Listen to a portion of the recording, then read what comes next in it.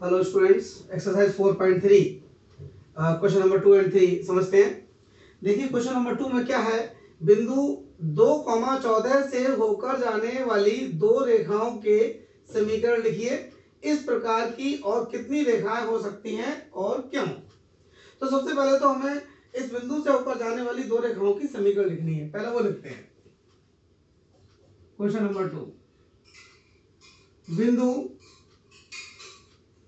2,14 से होकर जाने वाली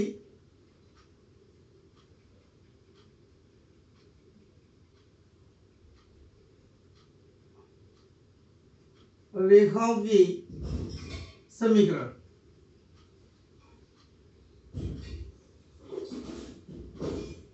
अब हमें समीकरण 2 लिखनी है। पहले तो हम आपको बता दें कि यहां पर 2,14 ये क्रमिक युग्म है, इसको हम क्रमिक युग्म कहते हैं। और जो हमारा पहला निर्देशांक होता है इसको हम x मानते हैं और दूसरे निर्देशांक को हम y मानते हैं। अर्थात हम x को मान लें 2 और y को मान लें 14। तो पहली समीकरण ऐसे लिख दो आप, x प्लस y बराबर, यानी दोनों को जोड़ दो। तो 2 और 14 को जोड़ोगे तो कितना हो जाएगा, 16। एक समीकरण तो ये हो गई। अच्छा दूसरी, चाहे तो x में से y घटा दो, चाहे तो y में से x घटा दो, y में से x घटा दो, तो ये हो जाएगा y माइनस एक्स बराबर 14 में से 2 घटाओगे तो कितना आ जाएगा, बाहर है। ये दो समीकरण आ गई हमारे पास।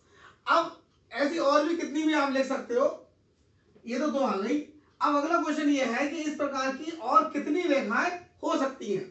तो इस प्रकार की अपरिमित रूप से अनंत रेखाएं हो सकती है। कैसे, जैसे मान लो ये कोई बिंदु है और इस बिंदु के निर्देशांक मान लो 2,14 है। मान लो कि ये x अक्ष है और ये y अक्ष है और ये कोई बिंदु है P बिंदु मान लो, और ये इसके निर्देशांक 2,14 है। अब इससे कितनी रेखाएं तुम बना सकते हो, देखो एक ये बनाई मैंने, एक और देखो 2 और देखो 3 और देखो 4। अब देखो आपकी मर्जी, जितनी चाहो उतनी रेखाएं बना सकते हो आप। ये मूल बिंदु कहलाता है जहां दोनों रेखाएं प्रतिच्छेद करती हैं। तो एक बात हमने ये देखी कि इस बिंदु से होकर कितनी रेखाएं जा सकती है, अनंत, अपरिमित रूप से अनेक। अब उन्होंने ये भी कहा है कि क्यों, भाई कारण भी बताओ क्यों। कारण ये है कि एक बिंदु किसी सरल रेखा की स्थिति को निर्धारित नहीं कर सकता।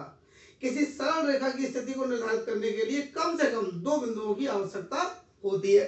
जैसे मान लो अगर दो बिंदु हैं, एक बिंदु यहाँ पर है ए और एक बिंदु यहाँ पर है बी। अब इन दो बिंदुओं से होकर एक रेखा जा सकती है। अब दूसरी रेखा कोई और यहाँ से नहीं जाएगी। तो एक रेखा को निर्धारित करने के लिए कम से कम दो बिंदुओं की आवश्यकता होती है, यही कारण है यहाँ पर। तो हम लिखेंगे कि इस प्रकार की कितनी हो सकती है, अनंत, अपरिमित रूप से अनेक रेखाएं हो सकती हैं।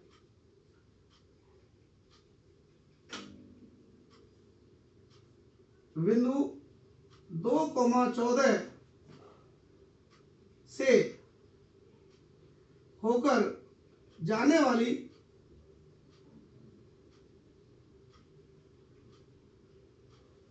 रेखाएं अपरिमित रूप से अनेक हो सकती हैं। अपरिमित रूप से अनेक हो सकती हैं। और अब तुमने ये तो बता दिया, लेकिन कारण भी बताना, तो वो भी लिखना पड़ेगा।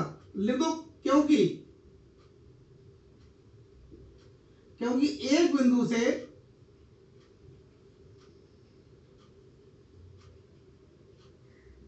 किसी सरल रेखा की, एक बिंदु से किसी सरल रेखा की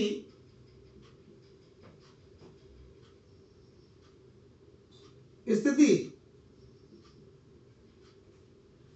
निर्धारित नहीं हो सकती।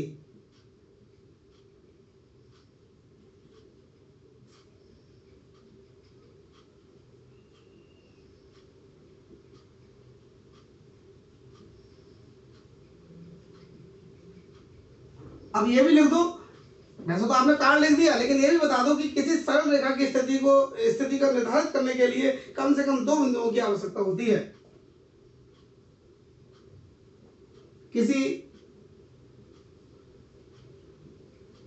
रेखा की स्थिति निर्धारित करने के लिए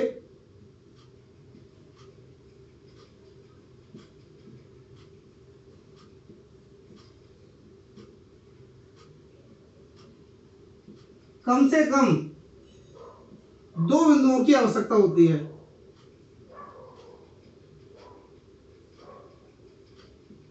कम से कम 2 बिंदुओं की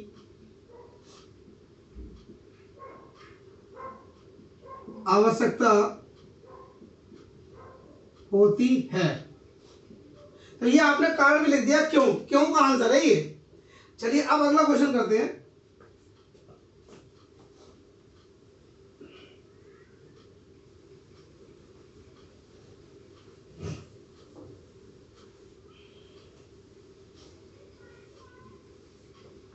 क्वेश्चन नंबर 2।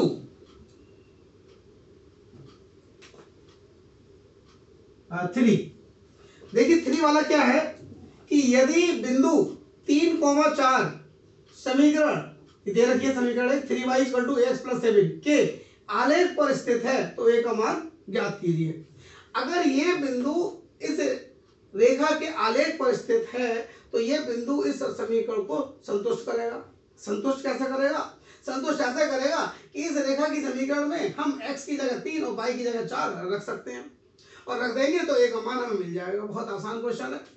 मतलब आप ऐसा समझ लीजिए कि ये तुम्हारी एक्स एक्सिस है और ये हमारी वाई अक्ष है और ये मूल बिंदु है और कोई रेखा है। ये इस रेखा पर कोई बिंदु है 3,4 और इस रेखा की समीकरण दे रखी है 3y = ax + 7। तो ये बिंदु अगर इस रेखा पर है तो ये बिंदु इस रेखा की समीकरण को संतुष्ट करेगा। अब कैसा करेगा? पहले तो रेखा की समीकरण लिखते हैं 3y = ax + 7, ऐसा समीकरण 1 मान लेते हैं और लिख देते हैं दिया है, क्या दिया हुआ है कि बिंदु कौन सा है? बिंदु 3,4 समीकरण 1 के आलेख पर स्थित है। अतः हम क्या करेंगे? x की जगह 3 y की जगह 4 इस समीकरण में रख देंगे। अतः x = 3 y = 4 रखने पर